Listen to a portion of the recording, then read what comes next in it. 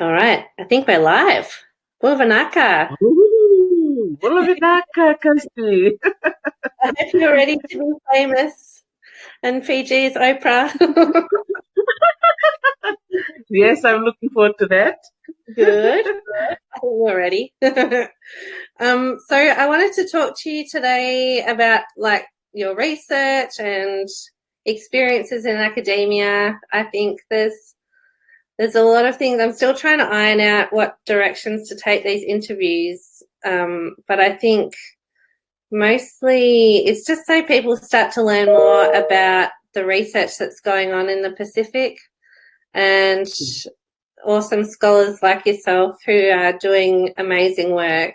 Because I think there's not enough time in the day for everyone to promote themselves and the work that they do, and a lot of it takes a long time to get to the point where you're ready to share it out in the world in an academic way. So yeah, can you tell us all where you are and what you're up to at the moment? Yes, Vinaka Kirstie for this opportunity to Talanoa with you.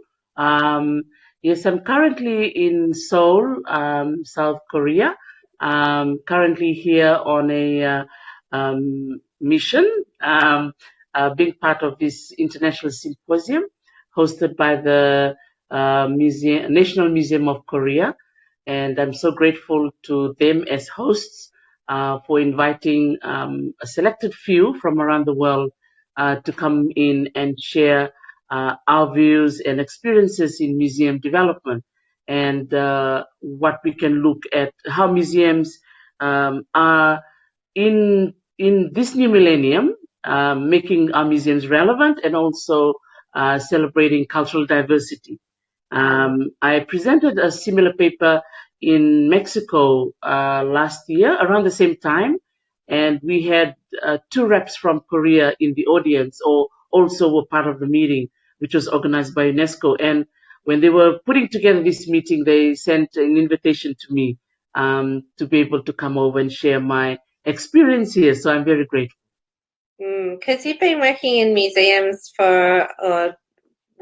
so have you been working in museums or as a consultant, or what's your role been? Yeah, I've kind of a mixed bag of all roles. Maybe I should say that. I started off from, as a graduate trainee at the Fiji Museum, the famous Fiji Museum. I started there in 1994, which makes me feel like a dinosaur. But I'm just so glad that I took that career path of taking on the challenge to work in the archaeology department in 1994, thanks to the current chair of the Fiji Museum Board, Kate Vusonuelala, and her team at that time for having the faith in me to take on the role, which was a big role, especially being a woman and being a young graduate with no work experience. But I think they saw something else that is still taking me, from that time till today. That is really cool. Actually, I know some young women in Papua New Guinea who have just gone straight from their undergrads into the PNG National Museum, and so I'm hoping that they'll listen to this and be inspired by your career path and maybe what opportunities are ahead for them. Absolutely. Yeah. So then you went to New Zealand, is that right? From Fiji? Yes, that's right. So I started off as a graduate trainee in archaeology, and then I went to Australia in 1996, sent by the Fiji government to study archaeology at the Australian National University in Canberra. And so after I graduated, I went back to Fiji and I became the head of the archaeology department. And so we did a lot of archaeological excavations all around Fiji, which was a wonderful, wonderful experience. A lot of hands-on work, a lot of traveling, living in the villages and talking to local people, which was amazing. I wouldn't have had the chance to see all of Fiji if I didn't take on this role for the Fiji Museum. And then I rose up the ranks to become the director of the Fiji Museum in 2000. And then 2001, we left for New Zealand. Oh, wow. Okay, yeah. So I skipped over a few steps, but that's amazing. So with archaeology, did you find that what were the challenges in that discipline? Because I know each discipline has its own unique um, set of protocols and stuff like that, and working in the Western style academy is often challenging. Have you found that you've been able to move a little bit and push forward with Indigenous methodologies and that sort of thing? Like, has that been a discussion you've entered into? Yes, absolutely. And archaeology is a very male-dominated field, as we both know. So when I got into the role, I knew that that was going to be the story, but I didn't take that as a challenge. I took it upon myself that I'm there, with responsibilities to work for my people. That was the main thing for me. The gender issue was nothing for me. Uh, when I look back, I'm like, wow, I did all of that. But I think I give credit to all the males, my male counterparts that worked with me, who taught me a lot of things, and they learned from me too. Particularly working with our indigenous communities, how we deal with the villagers when we come in to do our work, the respect that we have for them, and also how I also valued the voice of women. I think that was something I'll take with me in terms of, making their voice feel valid, you know, um, especially when you go out in the field, the collection of oral history was a key part of our work. So excavations is one thing, but another element is a collection of oral history, and that was an area that I really gravitate towards, particularly with our indigenous people, both men and women.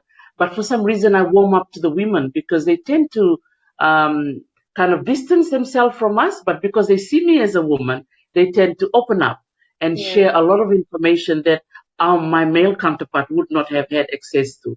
So that's when I realized that, hey, we women have a lot to offer, and we need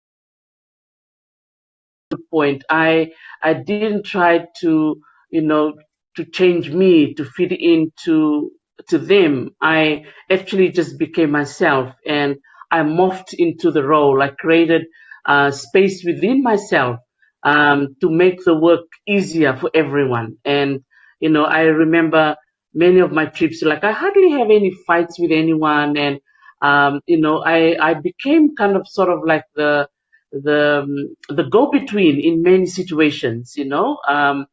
I went to Vicumbia in the northern part of Fiji. We were there for 6 weeks, and when you go for long times like that, uh, there are issues, within our team and within the indigenous people communities working with us. But to me, those issues were not issues because at the end of the day, whether you're female or male, you're still a human being, and there's a human interaction that makes these kind of issues become very minute and become non-issues. And at the end of the day, what's important was what role you are there for. What's important, is it the issue that you're going with through, or is it collecting information for the benefit of the people? For example, in this case, people of the community.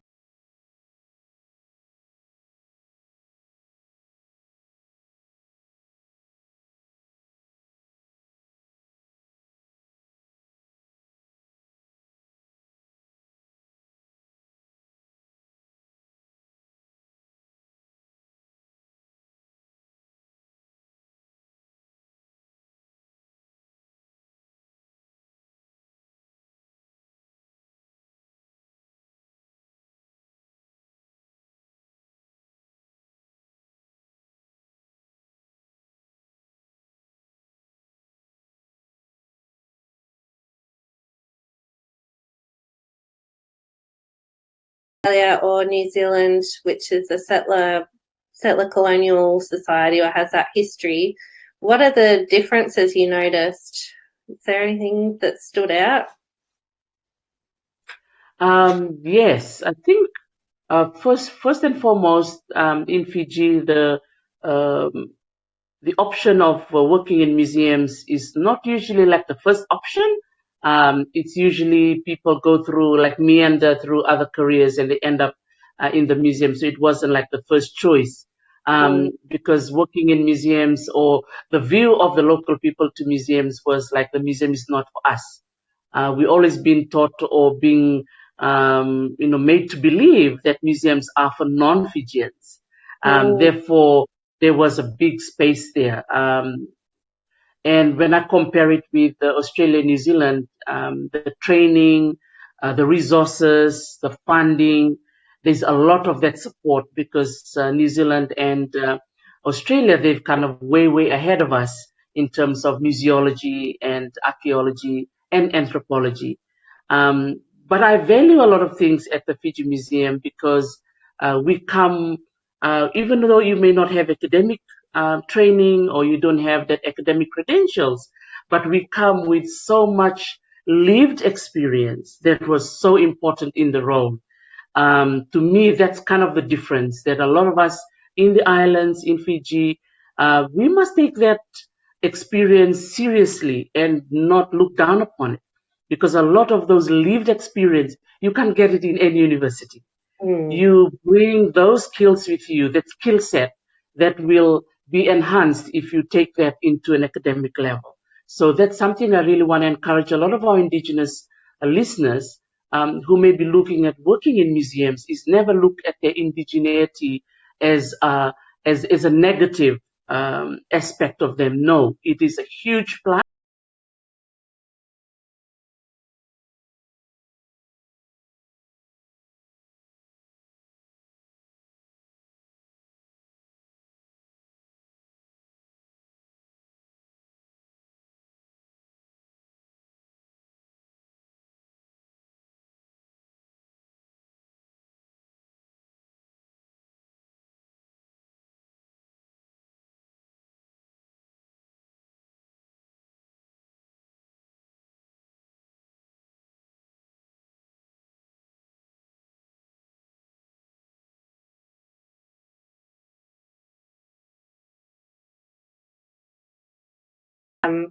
People aren't just their minds or just one thesis or whatever, they're a whole person. Anyway, so I'm still trying to think that through and think about ways to build more respect for that in the academy. I think that needs to be really carefully thought about because I think it's still an institution which is a bit soulless. Is that too hard? Maybe. I was thinking too. Oh, I had another question for you. Now I've lost my train of thought. But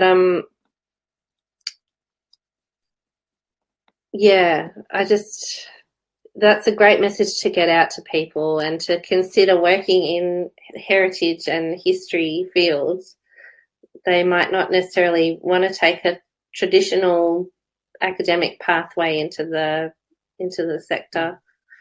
I'll just check my list of questions. Oh yeah. So with do you think you're still kind of sitting in the archaeology discipline, or have you branched out? Yeah, looks like kind of I branched out. The last archaeological fieldwork I took part in was in 2006, which is like 13 years ago when I went with Associate Professor Dr. Geoffrey Clark from ANU, and we went to the island of Kambara in Laos. So even though I've moved from archaeology into museology and collections management, my heart is still there. And so I messaged him in Canberra. I remembered that conversation. I was working at the Waikato Museum at the time, and I emailed him and I said, "Oh man, I really miss the working in the field. Jeff, if you're looking for a research assistant, please, pick me."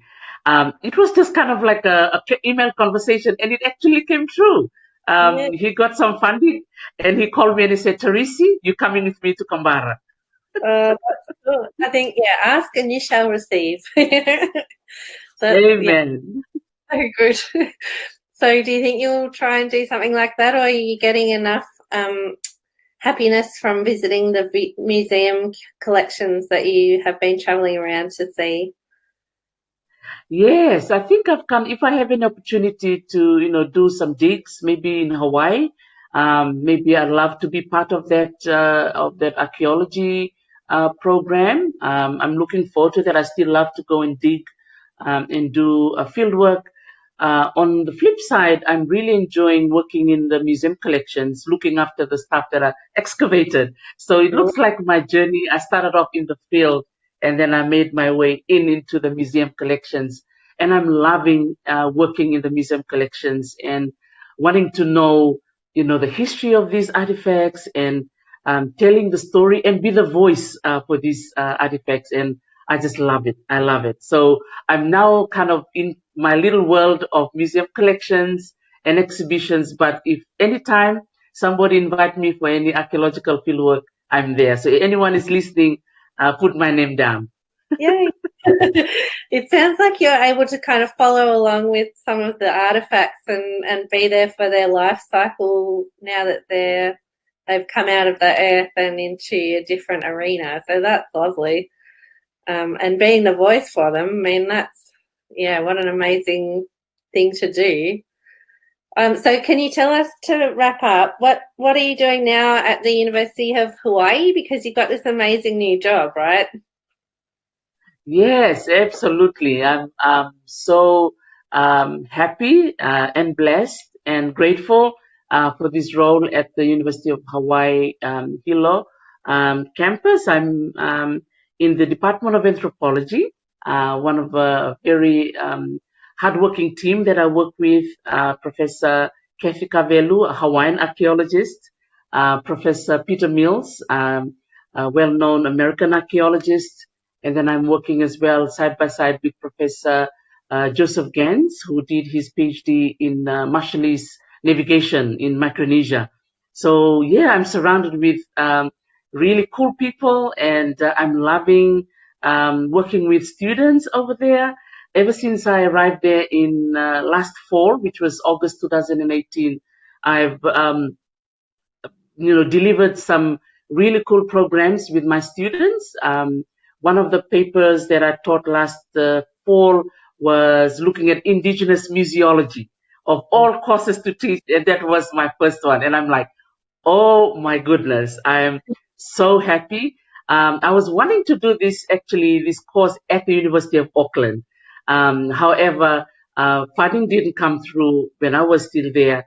But then I'm happy that I'm now at the University of Hawaii Hilo, and I can be able now to deliver these courses, which is part of the master's master's program in heritage management. So if there's some of you listening in from the Pacific, from Papua New Guinea all the way to Rapa Nui and all the islands in between, if you're planning to do your master's degree in heritage management, come to the University of Hawaii Hilo. We have an amazing team, and we do a lot of cool stuff there. So I teach mainly anthropology classes, mainly cultural anthropology, but some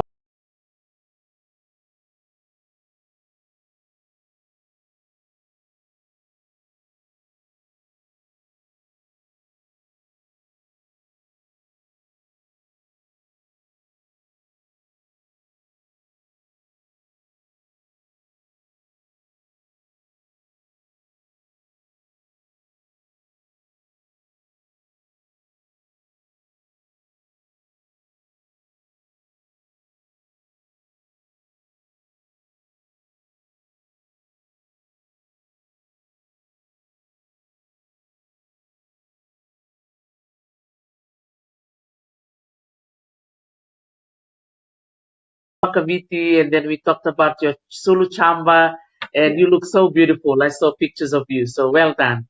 Oh, Vanaka. Yes, I don't fit into it anymore, which is very sad. I need to get a new one. I was going to do 77 and I forgot all about it. I found these Kava pills. I to Kava over here. Apparently it's good for mild anxiety, stress and sleep. Absolutely. That's why Fijians are cool people, because we drink that. Yeah. I remember when I first had it, I was on a tour and everyone had some Kava and then everyone passed out on the bus afterwards. So it was just like that. Very relaxed and sleepy. Yeah. All right. Is there anything you want to share more before we call it a day? I know you've got a huge. What are you up to today? Is there more of the conference or symposium that you're at? No, the symposium is now finished. So today will be our own personal day. So we can, do our own things. I was happy yesterday to visit the Fiji embassy here in Seoul. Thanks to Facebook, I got a comment and a message from one of my classmates.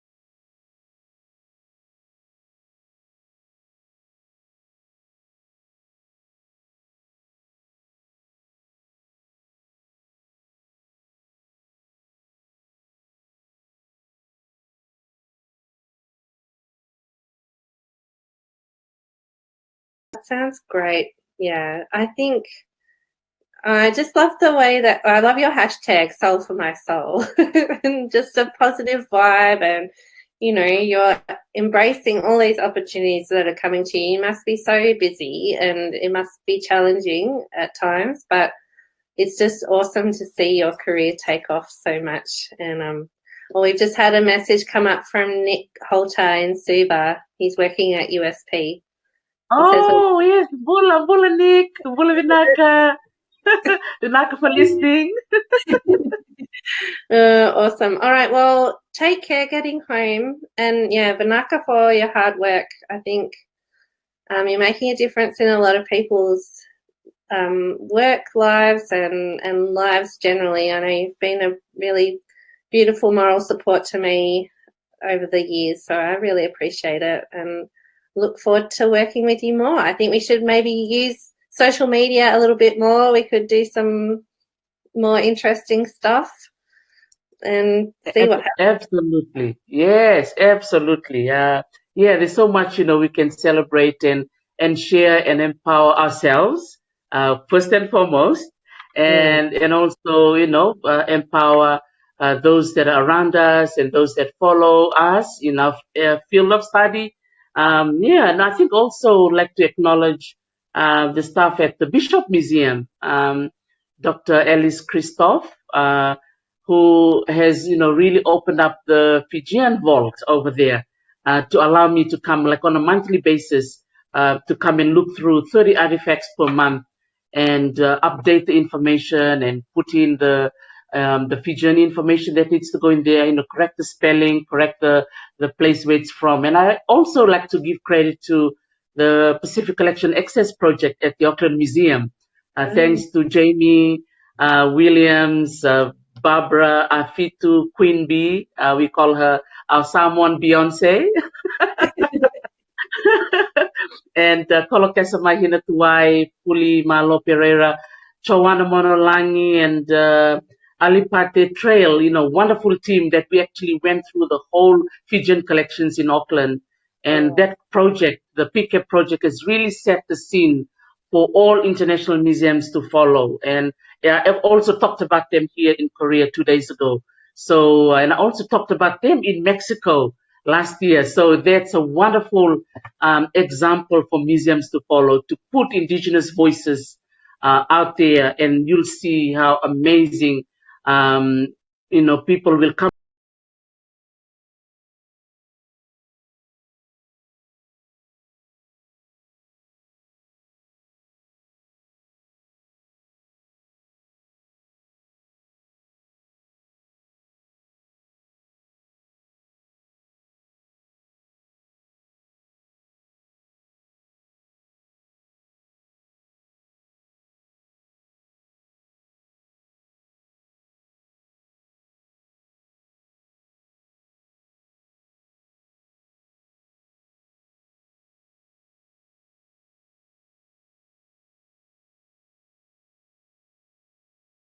Mother, Mother Manda. Mother Manda.